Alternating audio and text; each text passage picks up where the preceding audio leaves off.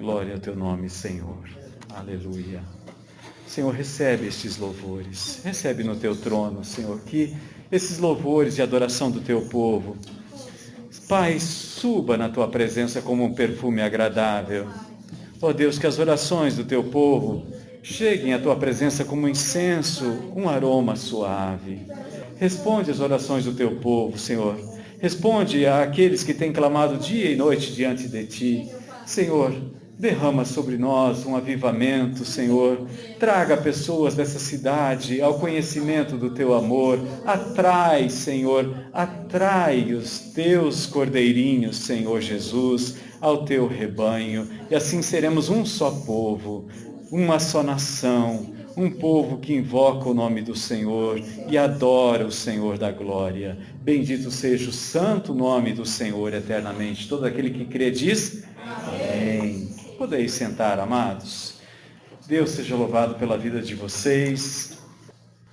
O mês de agosto, ele é o mês dos jovens e dos adolescentes, onde se lembra aí adolescentes, jovens consagrados ao Senhor.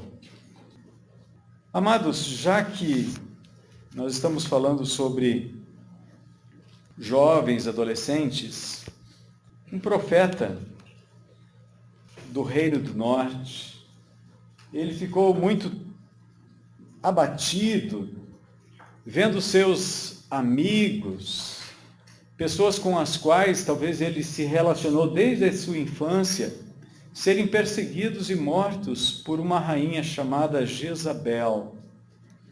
Jezabel se casou com Acabe e ela era adoradora de um deus chamado Baal. E ela trouxe o culto dela para dentro da nação de Israel. Israel se tornou uma nação depois que se dividiu com o reino do sul. No reino de Saul, o reino ainda estava meio esfacelado, nem todas as tribos estavam juntos. Mas com Davi, Deus uniu todas as 12 tribos. Depois, com o rei Salomão, essas 12 tribos permaneceram coesas, unidas. Mas, por causa de um jovem, Roboão, filho de Salomão, que em lugar de dar ouvidos aos homens cujas cabelos já estavam brancos pela experiência, ele preferiu ouvir o conselho dos seus amigos, aqueles que cresceram com ele, e talvez até pelo fato dele ser rei e eles serem súditos, eles talvez por interesse bajulavam o rei. Essa questão de bajulação não é privilégio do nosso sistema que vivemos nos nossos dias. Ele é muito antigo. E então aquele jovem chamado Roboão, ele acabou trazendo uma divisão no reino de Israel.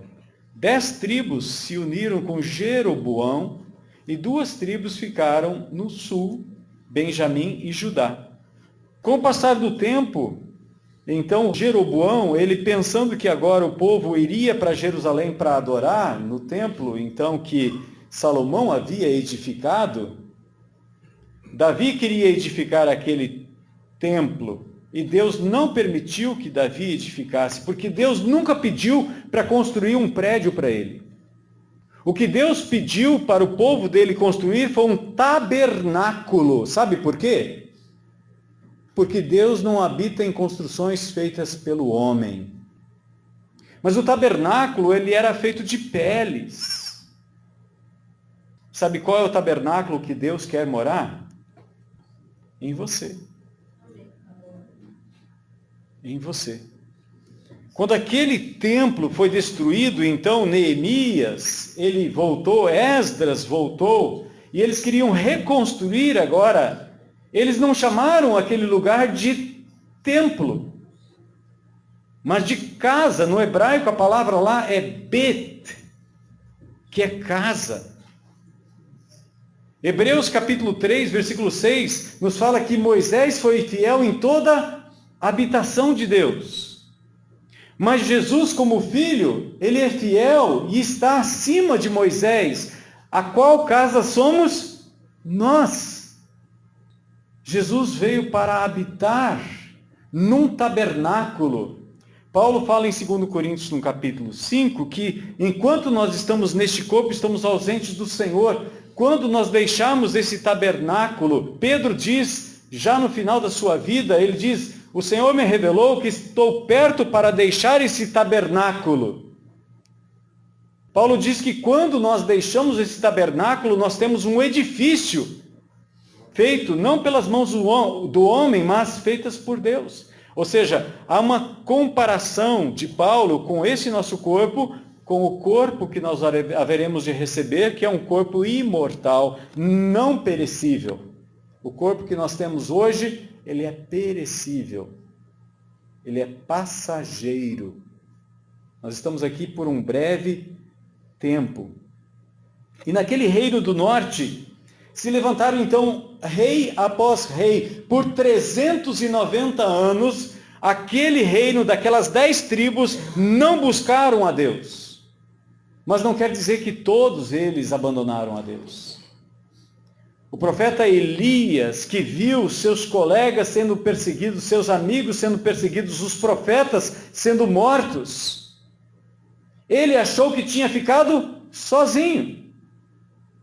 E de repente, depois de 3 anos e meio, 42 meses, 1260 dias, Deus diz para Elias, já basta o tempo de seca em Israel.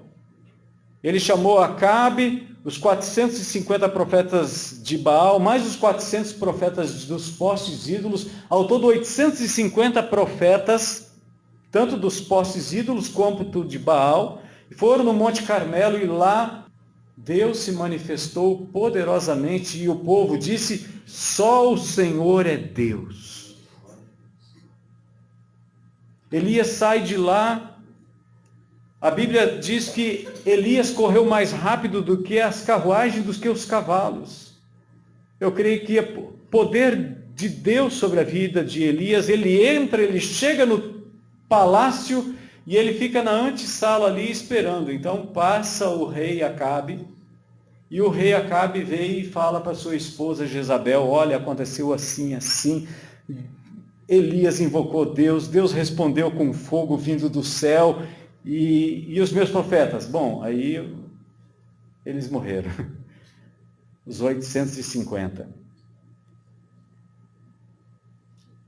Acabe não tinha uma postura de marido, nem de homem, nem de rei, nem de autoridade. E a rainha é quem governava. Acabe se tornou, na verdade, como se fosse uma marionete, nada a ver com as Marias, mas uma marionete, algo que é manipulável. Quando ela fica sabendo, ela disse, olha, assim como eles morreram, Elias vai morrer também. Elias imaginou que com toda aquela manifestação do poder de Deus, o povo gritando, só o Senhor é Deus, não há outro Deus além do Senhor, o povo iria se converter. Elias percebe que assim como rapidamente eles disseram, só o Senhor é Deus, rapidamente eles também se desviaram de novo do caminho. Elias foge, um discípulo dele vai junto, ele deixa ele, vai mais um dia de viagem, ele senta debaixo de um pé de zimbro. 1 Reis, capítulo 19, então ele pede a morte para si. Vocês acham que Deus ouviu a oração de Elias? Deus ouviu, Deus só não atendeu. Deus ouviu a oração de Elias. Elias disse, Senhor, só eu fiquei. Aí de repente o anjo vem, acorda Elias, come pão, bebe água, e ele tão depressivo que estava, voltou a dormir. Aí de repente o anjo acorda ele de novo, come pão, bebe água, e com a força daquele alimento, Elias caminha 40 dias e 40 noites e vai lá até o lugar onde Deus se revelou para Moisés e deu a lei para o Monte Horebe. E lá Elias, em vez de ficar lá fora, ele entrou numa caverna. Aí Deus diz para Elias: Elias, o que você está fazendo aqui? Porque seja o lugar que você possa ir, qualquer lugar que você possa ir, Deus está. Deus está. Nós não podemos fugir da presença de Deus.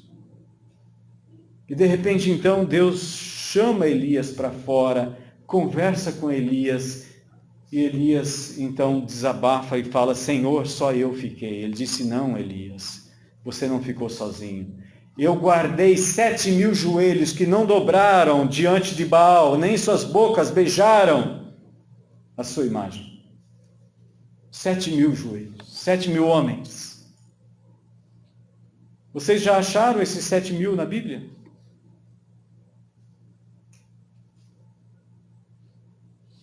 Então vamos encontrá-los juntos. Abra sua Bíblia em 1 Reis, capítulo 20, versos 14 e 15. 1 Reis, capítulo 20, versos 14 e 15.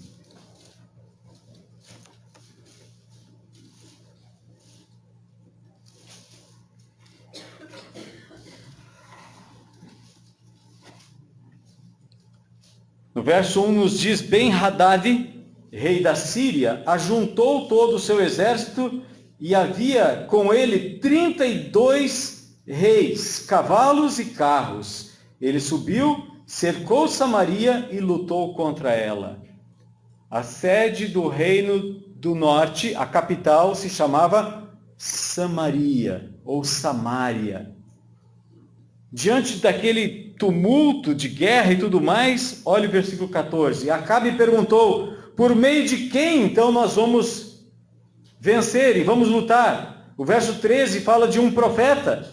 O profeta veio a Acabe, rei de Israel, e lhe disse: assim diz o Senhor, viste toda esta grande multidão, mas hoje eu a entregarei nas tuas mãos e saberás que eu sou o Senhor.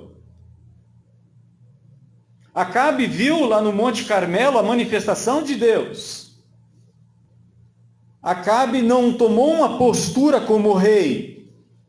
Agora Deus de novo se manifesta mostrando para Acabe que ele é Deus. Acabe então perguntou: por meio de quem?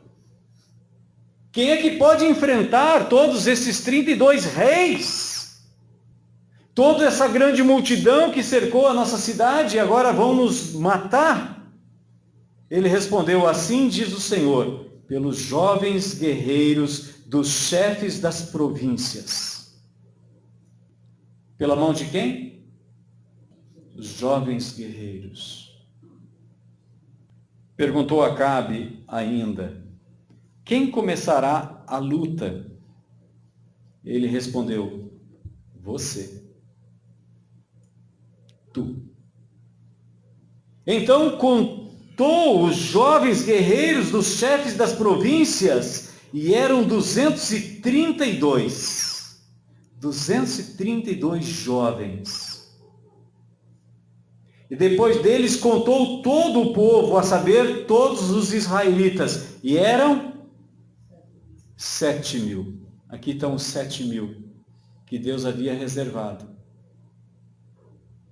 que não se prostraram diante de um ídolo mudo e surdo, que não se prostraram diante de um poste trabalhado com cinzel ou com formão, como nós conhecemos comumente entre nós. Através destes, Deus deu vitória, porque Deus provou para Acabe que ele é Deus. O reino do norte foi dispersado. Depois de 390 anos, aquele reino deixou de existir. Sargão II da Assíria deportou o povo. Deportou todos. Segundo Reis, capítulo 17, você tem o relato de que a estratégia militar dos assírios era misturar o povo.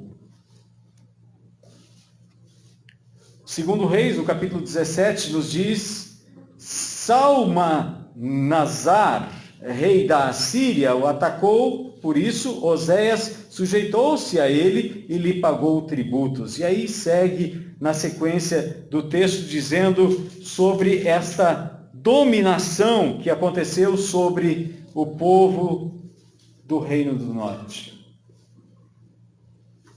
A estratégia era misturar o povo. E agora então eles trouxeram gente de todos os lados. Mas no Reino do Sul, apesar de alguns reis buscarem a Deus, outros se afastavam de Deus. Chegou ao ponto que no ano de 605, Deus deportou aqueles jovens que no Reino do Norte serviram para dar vitória ao rei, em nome do Senhor. Os jovens do Reino do Sul não entraram em batalha. Os jovens e príncipes do Reino do Sul foram levados cativos como prisioneiros para a Babilônia. Jeremias diz que os profetas, eles diziam: aqui está o templo de Deus. Nós construímos uma casa para ele, ele mora aqui. Então, Deus jamais vai permitir que essa cidade seja conquistada.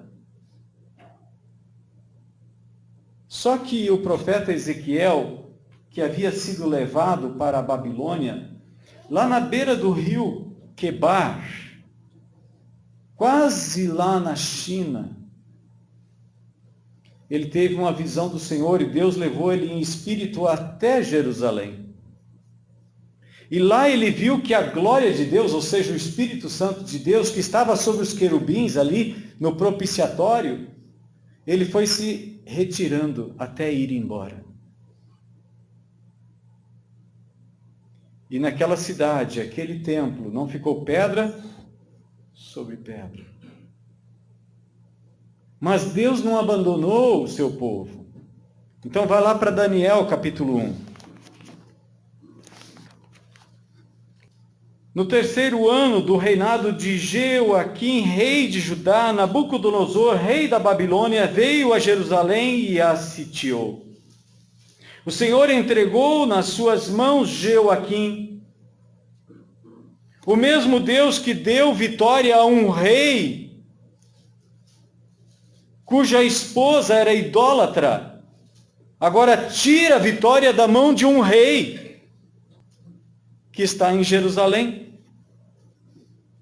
O Senhor entregou nas suas mãos Joaquim, rei de Judá, e parte dos utensílios do templo de Deus. Ele os levou para a terra de Sinar, para o templo do seu Deus, e os pôs na casa do tesouro do seu Deus.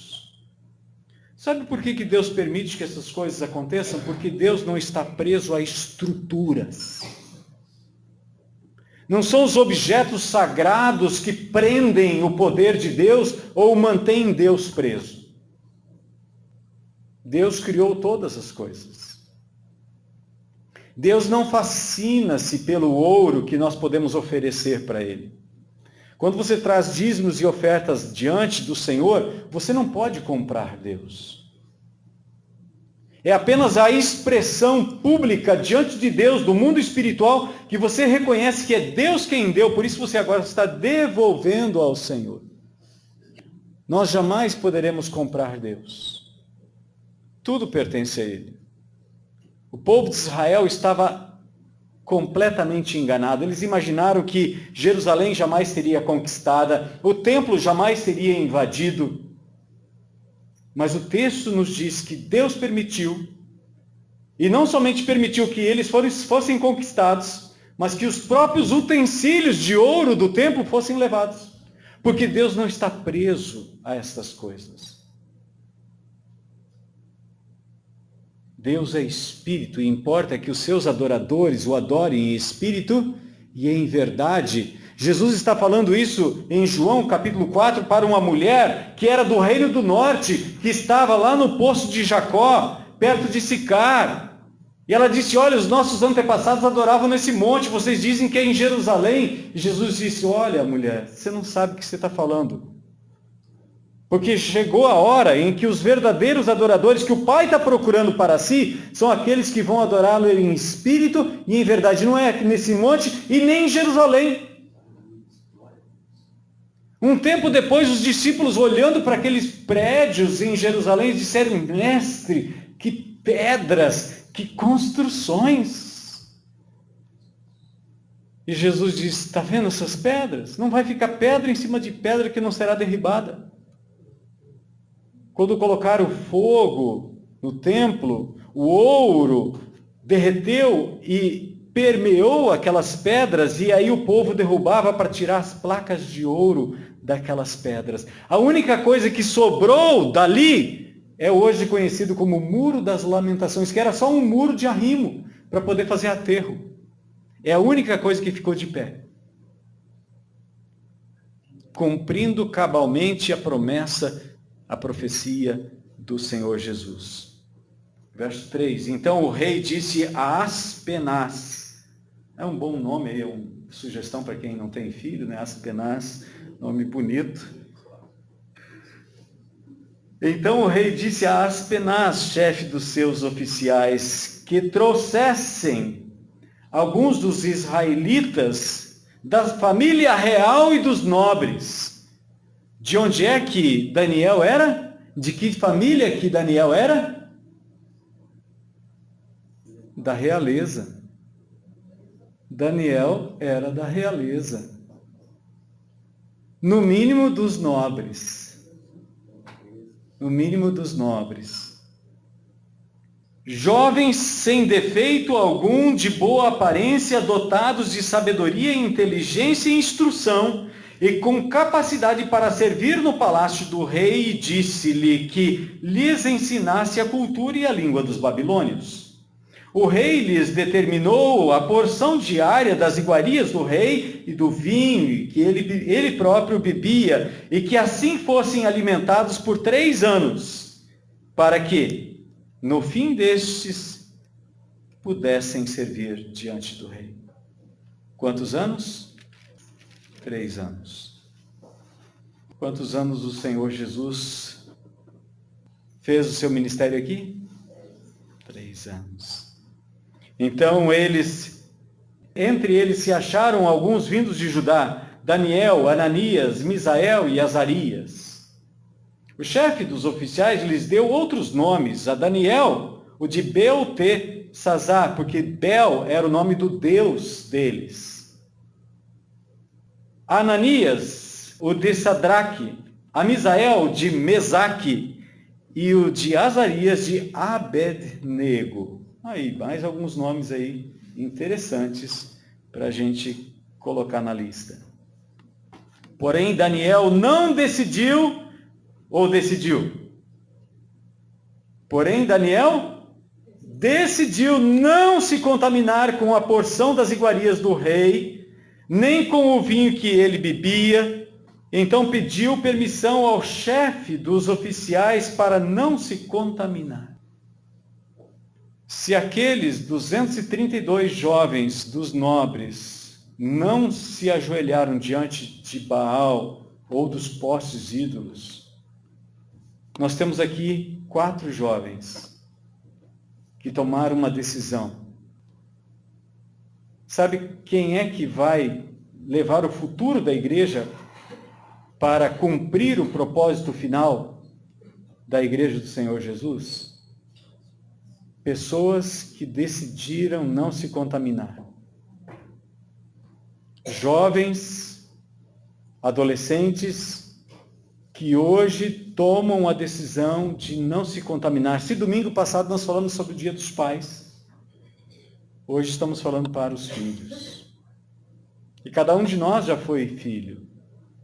E talvez naquela época nós não tivemos a oportunidade de consagração, mas os jovens de hoje podem se consagrar ao Senhor.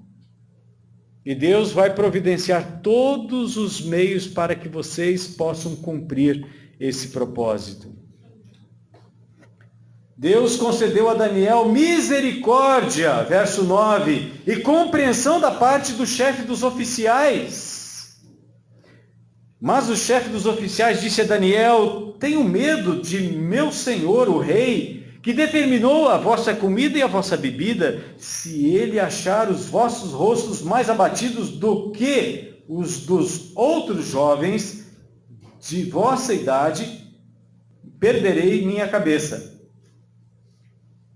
e estarei em perigo diante do rei.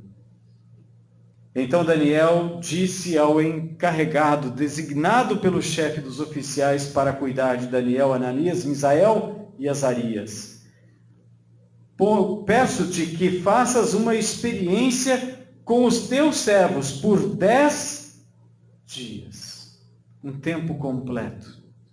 10 dias, dando-nos apenas legumes para comer e água para beber. Então, na tua presença, a nossa aparência seja comparada com a dos jovens que comem das iguarias reais, e faze aos teus servos de acordo com o que observares.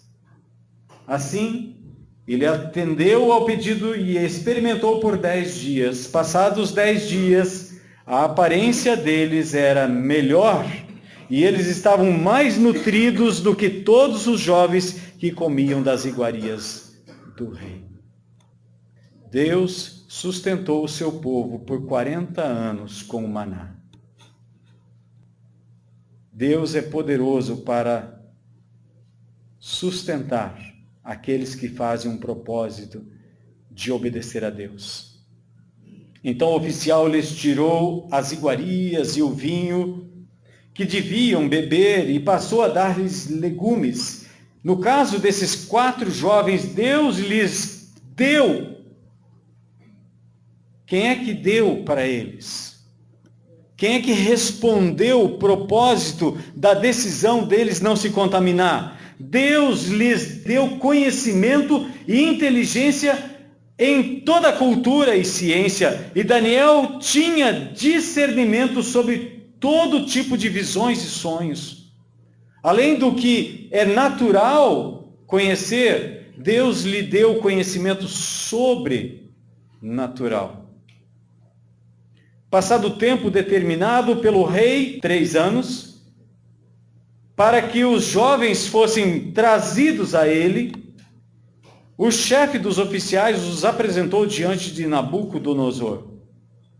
Então o rei conversou com eles, e não encontrou ninguém como Daniel, Ananias, Misael e Azarias, entre todos os outros.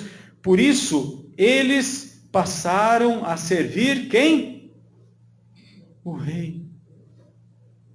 E o rei achou-os 10 vezes mais instruídos do que todos os magos, adivinhos que havia em todo o seu reino, em toda a matéria de sabedoria e discernimento sobre a qual lhes perguntou. E Daniel permaneceu até o 1º ano do rei Ciro. Todo o período do exílio, Daniel ficou no palácio.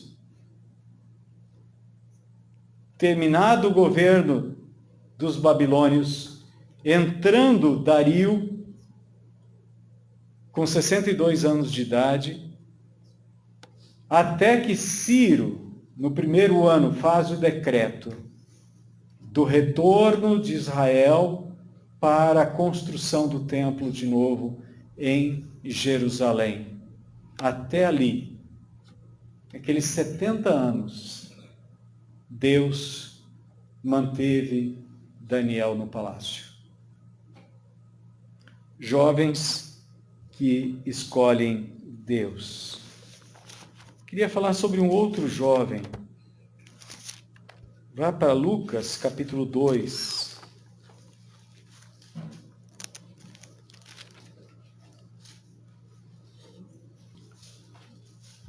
Maria, José e toda a família vai para Jerusalém para a adoração. agora com o templo reconstruído. Jesus tinha 12 anos de idade, um adolescente. Dentro da cultura judaica, com 12 anos, o menino é considerado de maior.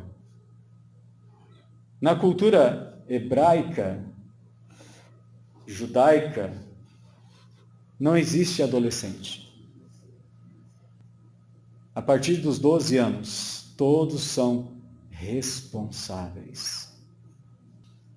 Todos são responsáveis.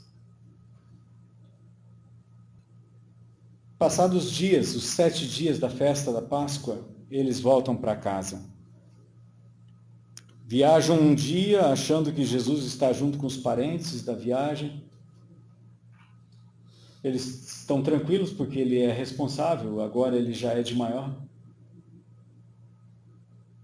Provavelmente cuidando lá de Tiago, José, Judas e Simão, mais as meninas. Maria e José não percebem que Jesus não está com o grupo. E então chega o entardecer, eles vão acampar, todo mundo vai acampar e eles começam a procurar Jesus. Onde é que está Jesus?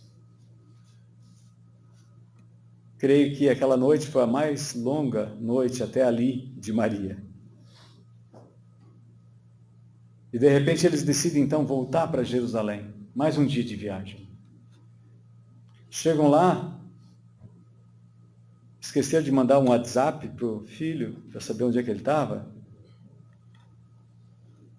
Esqueceram de olhar na internet a localização do celular dele, no GPS. Tem muitos pais hoje que estão tranquilos, eu sei onde meu filho está.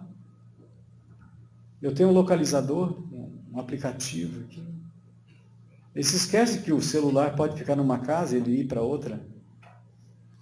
Aliás, nem o preso está preso à tornozeleira. Às vezes eles encontram a tornozeleira no tornozelo da avó. Muito esperto, né? No terceiro dia, então, eles encontram Jesus. E onde Jesus está? No templo. Aquele templo que Davi queria construir, mas que Deus não permitiu, porque Deus não habita em construções feitas por mãos humanas. Aquele templo que Salomão construiu, mas que foi jogado por terra. Deus diz em Jeremias capítulo 23, verso 23, acaso eu sou Deus só de perto? Vocês acham que eu estou preso aqui em Israel? Em Jerusalém? Um dos profetas que mais tem revelação de Deus é Ezequiel. Eu desafio você a ler Ezequiel e a notar quantas vezes Deus se revela para ele. A estudar o livro de Daniel e ver toda a revelação que Deus dá para Daniel na Babilônia. Deus deu revelação tão grande para Daniel que ele fala até o fim de todas as coisas. Ele revela toda a história para Daniel. Aliás, Gabriel, quando ele vem falar com Daniel, ele diz, homem muito amado. Quando você começou a orar, já saiu a resposta do céu. Eu só levei 21 dias porque o príncipe da Pérsia lutou comigo no mundo espiritual e eu não pude chegar aqui. Faz 21 dias que eu estou com a sua resposta. Está preparado? Então senta aí. Eu vou te dizer o que Deus mandou dizer para você, porque você é muito amado. Você se dispôs a buscar a Deus. Assim como aqueles jovens nos dias de Elias, Elias achava que estava sozinho. Deus disse para Elias, Elias, você não está sozinho.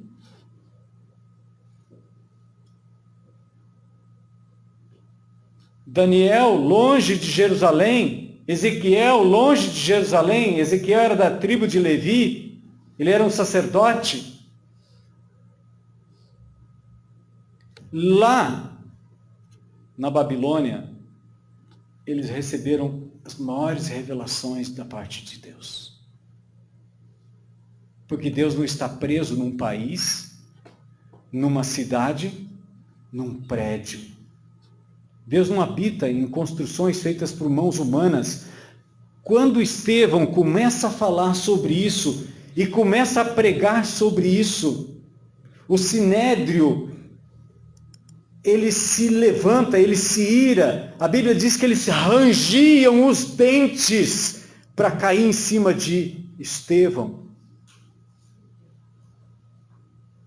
Quando Paulo chega em Atenas, a capital dos deuses, ao pé do Monte Olimpo, revitalizado nos últimos 100 anos a adoração aos deuses, chamado Olimpíadas.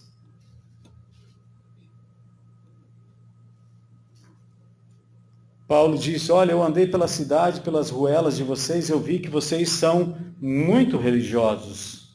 Eu encontrei até um templo, um altar escrito ao Deus desconhecido. Pois é desse Deus que vocês não conhecem que eu quero falar. Ele não habita em prédios e construções feitas pelas mãos do homem, porque até hoje as ruínas lá na Grécia são templos. Templos construídos, ruínas de templos, que eles construíam achando que com isso eles atrairiam a benevolência de Deus, ou daquela deusa, ou daquele Deus, para si. Jesus está naquele templo, aquele templo que os fariseus queriam preservar, que os saduceus queriam preservar, que os escribas queriam preservar, que Anás e Caifás estavam preocupados. O templo que levou 46 anos para ser reformado. E Jesus está ali. De repente Maria pergunta para Jesus e diz: filho, estávamos preocupados com você. E Jesus responde: vocês não sabiam que eu tinha que estar na casa de meu pai?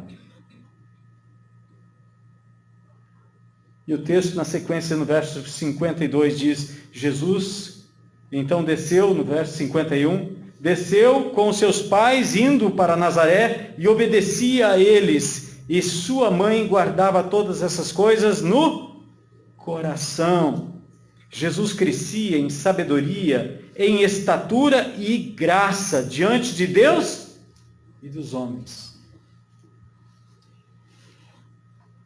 Quando Deus nos criou, Ele nos criou à imagem e semelhança dEle. Corpo, alma e espírito. Paulo fala em 1 Tessalonicenses capítulo 5, verso 23, que no dia em que esse Senhor Jesus voltar, Ele descer, não para Nazaré, mas descer aqui na terra.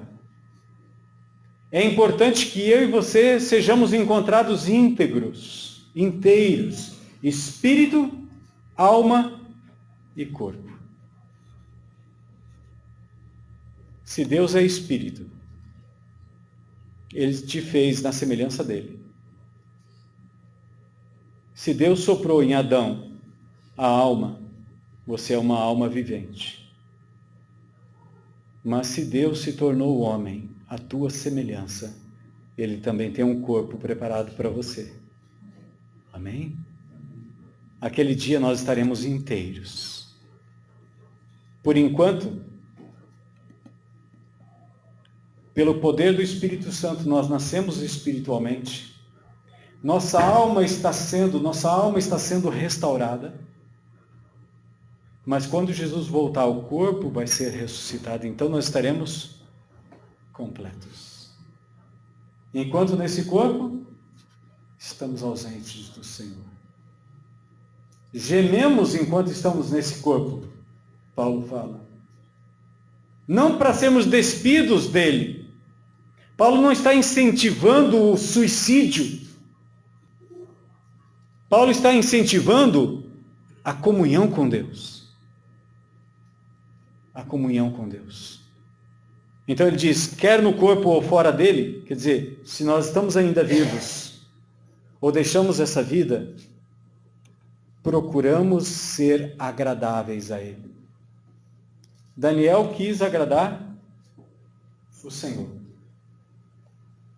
Elias foi ao Monte Horebe porque lá ele havia recebido, o povo de Deus havia recebido a lei que dizia que nós não devemos nos ajoelhar diante de imagens de escultura. Daniel contemplou a manifestação da graça de Deus. E Jesus trouxe essa graça a nós. Cada um deles também foi jovem, também foi adolescente, como você e eu. Então, quando você vê um adolescente, um jovem, não despreze. Ele vai ser um adulto, como você é hoje. Incentive, motive. Motive, ele tem muito mais combustível para gastar do que você. Quando João escreve na sua primeira carta, ele diz: jovens, eu vos escrevi porque sois fortes. Provérbios nos diz que a glória do jovem está na sua força. E no idoso está nos seus cabelos brancos. Amém? Que nós possamos cada dia mais ver nossos jovens, nossos filhos, nossos netos crescendo no Senhor. E que você também cresça mais e mais. Que você possa contemplar como Elias contemplou aqueles 7.000 joelhos que não dobraram diante de Baal. Que você possa contemplar o poder de Deus de tirar pessoas como Ananias, Misael e Azarias de serem queimados naquela fornalha, que os soldados que os jogaram lá dentro morreram. E nem cheiro de fumaça. E no inverno aqui, a gente chega dentro de casa, a gente já sente aquele cheirinho de fumaça dentro de casa por causa da lareira, por causa do fogão. Não é assim na sua casa? Até na rua, quando você caminha, tem cheiro. E diz que não tinha cheiro nenhum na roupa dele. Daniel viu o poder de Deus fechando a boca daqueles leões. E há poucos dias nós falamos sobre Daniel, que nenhum arranhão foi visto em Daniel. Jesus viu a glória de Deus ressuscitando ele dos mortos. Quando Maria viu Jesus, ela nem o reconheceu. Quando aqueles 2 discípulos estavam indo para Emaús, eles não reconheceram Jesus, mesmo andando com ele, e ele revelando toda a palavra para eles. Ele foi morto, sim, mas ressuscitou. E vive eternamente. Vamos orar. Coloque-se de pé. Querido Deus, nós te agradecemos pela lição que o Senhor nos traz na história do teu povo. Senhor, são lições preciosas que foram deixadas como um legado para a tua igreja, para o teu povo. Senhor, muitos jovens hoje estão vivendo por viver. Eles não imaginam que amanhã estarão deixando um legado para trás. Senhor, que eles possam ter sabedoria, que eles possam, Senhor, buscar a tua face, assim como Daniel, Misael, Ananias e Azarias, a não se contaminar com este mundo, mas a se consagrar ao Senhor. Amém. Pai, se os meus irmãos e nós que já passamos da idade da juventude, olharmos para trás pensando que agora não tem mais jeito a nossa vida, Senhor, que nós possamos tomar uma decisão hoje, de a partir de agora e de hoje nós buscarmos a tua face, porque o Senhor não nos rejeita.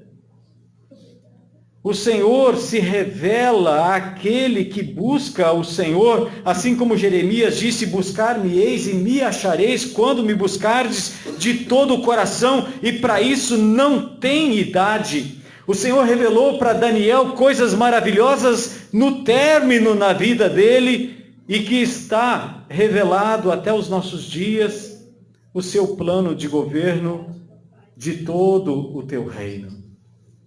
Senhor, que nós possamos buscar o Senhor cada dia mais, nos consagrando a Ti, porque o Senhor é o nosso Deus. Não há outro Deus além de Ti. Muitas vezes os homens pensam como nós vamos agradar a Deus, mas foi Deus que se agradou de nós. Foi o Senhor que se agradou de nós. Foi o Senhor que mandou o seu Filho para morrer no lugar de pessoas como nós. E por amor a Ele, Paulo diz, o amor de Cristo nos constrange. Senhor, que este amor venha constranger o nosso coração a buscar a Tua face cada dia mais.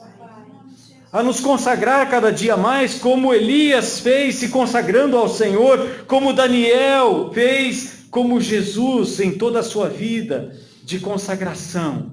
Ele foi fiel ao Senhor em feitos maravilhosos, livrando todos os oprimidos de Satanás. Pai, nós oramos no nome deste, que é Jesus de Nazaré, o nosso Senhor, aquele que venceu a própria morte, está sentado ao teu lado direito e governa sobre os céus e sobre a terra. Bendito seja o nome santo do Senhor, em nome de Jesus. Nós te adoramos e te agradecemos por esta palavra. Que esta semana, Senhor, seja uma semana de consagração, e não somente essa semana, Senhor, mas que todos os dias nos lembremos disso. Pai, guarda-nos, guarda os nossos pés para que não tropecem. Tua palavra nos diz que há caminho que para o homem parece um caminho bom, mas o final dele é caminho de morte. Senhor, que o teu povo tenha discernimento para não entrar nos caminhos que levam à morte. Livra teu povo, Senhor. Conduz os nossos passos, para que não resvalem, para que nós possamos andar com o Senhor no caminho que conduz à vida eterna. Em nome de Jesus. Amém. Amém. Amém.